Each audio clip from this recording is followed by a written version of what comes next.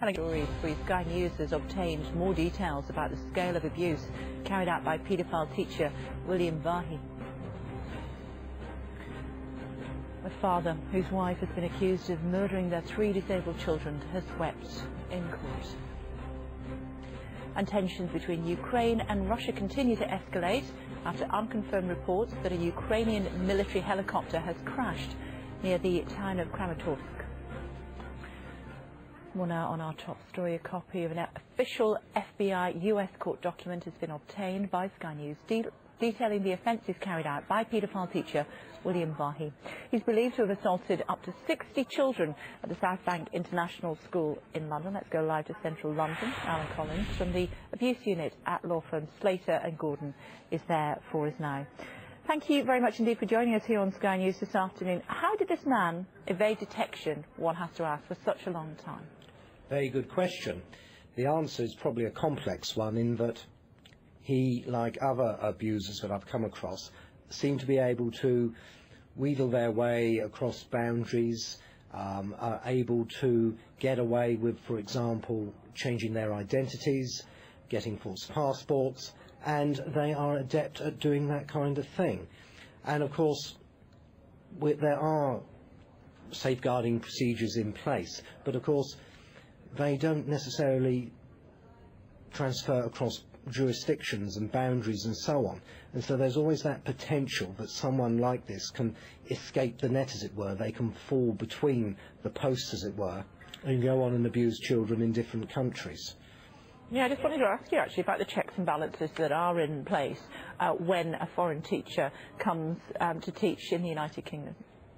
Well, obviously all the appropriate checks can be made. There can be a criminal check made to see if there's any criminal record and so on, and inquiries can be made in other countries and so on. But of course, different countries have different systems, and some countries have, for example, mandatory reporting of child abuse concerns, and that is something that we're hoping will be introduced in the UK, because that's an extra measure that will help protect children and vulnerable people.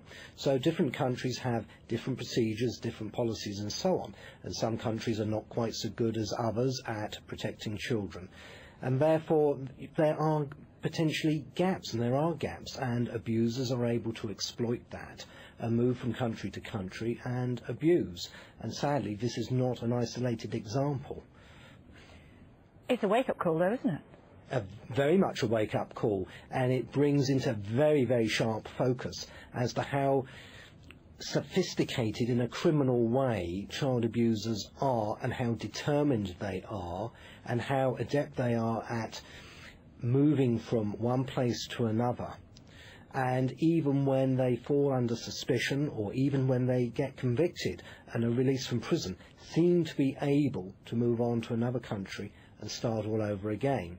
Therefore, it's not only a national issue, but an international issue as well. I think all governments and law enforcement agencies need to be looking at some kind of universal international system to ensure that all the appropriate checks and balances are in place and that they are adhered to. You can have wonderful safeguarding measures, but they are only as good as their implementation. So it's about making sure that there are international standards, and those international standards are adhered to and are made to work. And it's only that way that you can start to reduce the risk of an abuser moving from one country to another, causing tragedy in their wake. What can be done to reassure parents, not only at this school, but at other schools as well in the United Kingdom, and indeed around the world at the moment, that things like this are incredibly rare?